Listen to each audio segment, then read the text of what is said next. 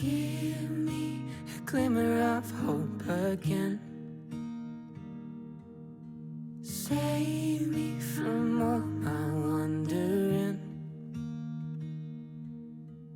If I've been looking in all the wrong places, would you turn me back around again? Welcome to HopeCasts, where our true stories brighten your day by providing insight and encouragement. I invite you to listen as my husband, Dr. Ken Brown, shares one of his amazing personal experiences that will inspire and stir your soul. Even in the challenges of life's darkest moments, you can always find a glimmer of hope through the love of God. So settle in, open your heart, and let's journey together through the power of storytelling. I'd like to read you a story called The Tale of a Railroad Tie.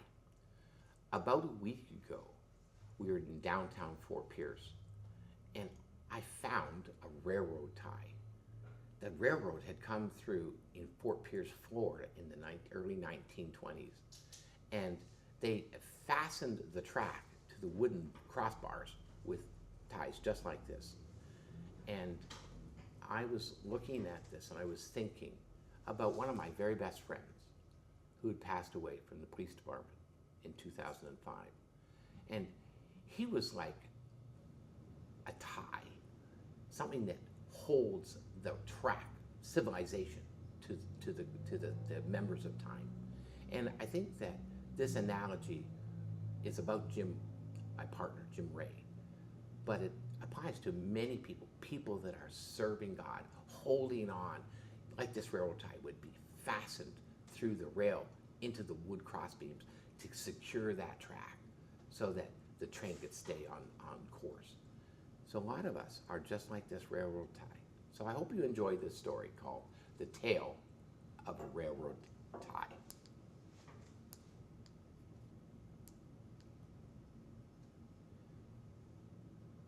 It's okay to be in the has-been if you have been. For now, I'm part of history, measuring my life not in terms of what I will attempt to do, but rather what I've accomplished for others. Now once, I was a shiny, case-hardened steel spike, driven by a sledgehammer that was gripped by strong, calloused hands deep into the hard, oily flesh of a new wooden railroad tie. My mission in life was to secure the railroad track to its moorings, ensuring the safe passage of the heavy trains that skated along the rail above the beautiful Fraser Canyon in mountainous British Columbia, Canada. Over 1,500 feet below lay the notorious Hell's Gate Gorge, whose treacherous rapids had claimed so many lives of earlier brave travelers.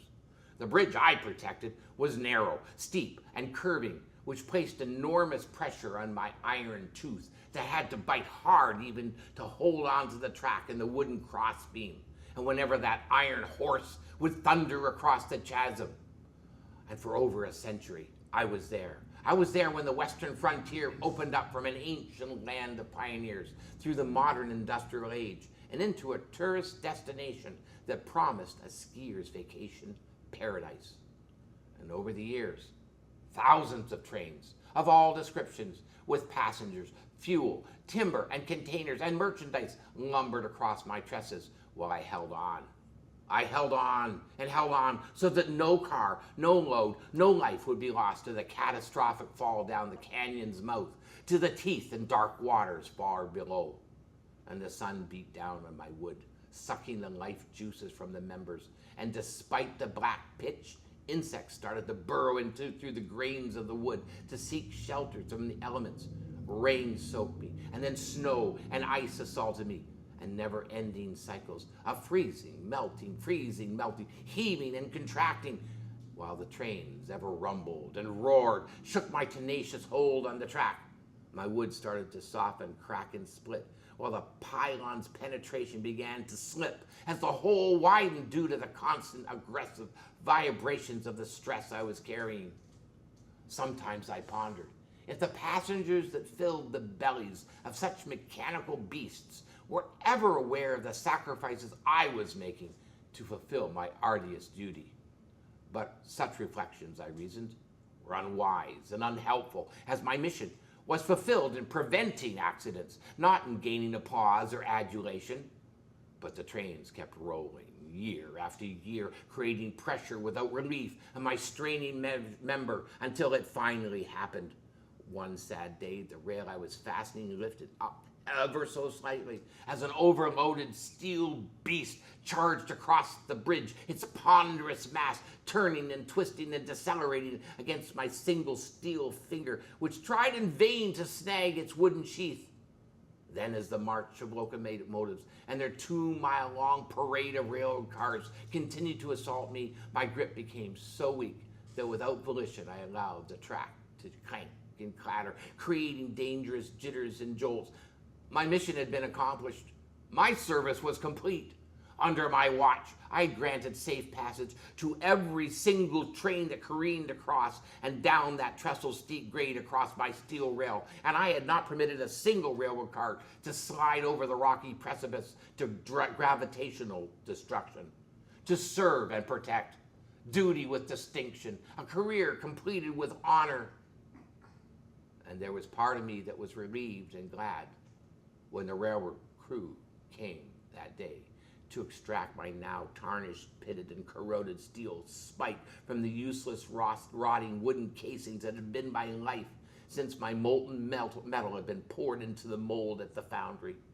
They replaced the crossbeam and resecured the infinite track by mechanically driving another shiny nail into the solid new wood. And then I was carefully hand-placed into a label box for transport back to the foundry for recycling and reassignment.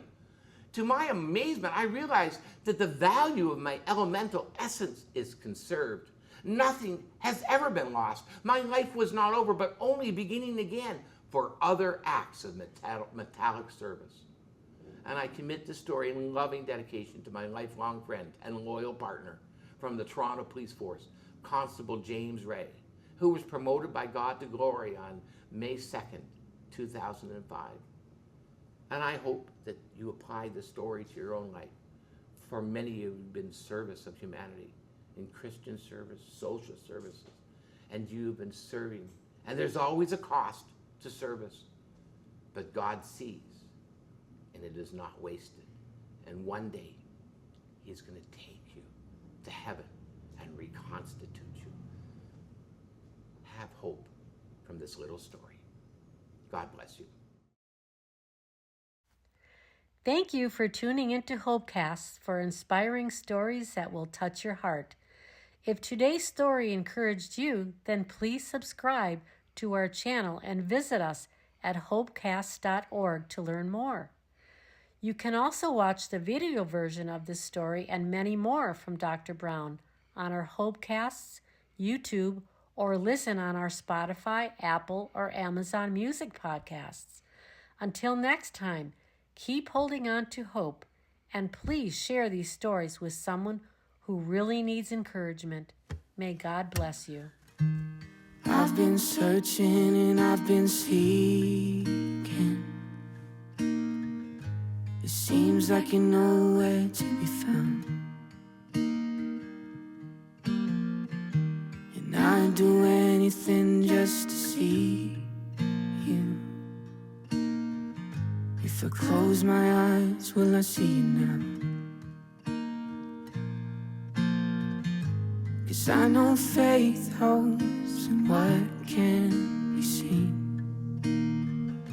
but my hope feels like a distant dream.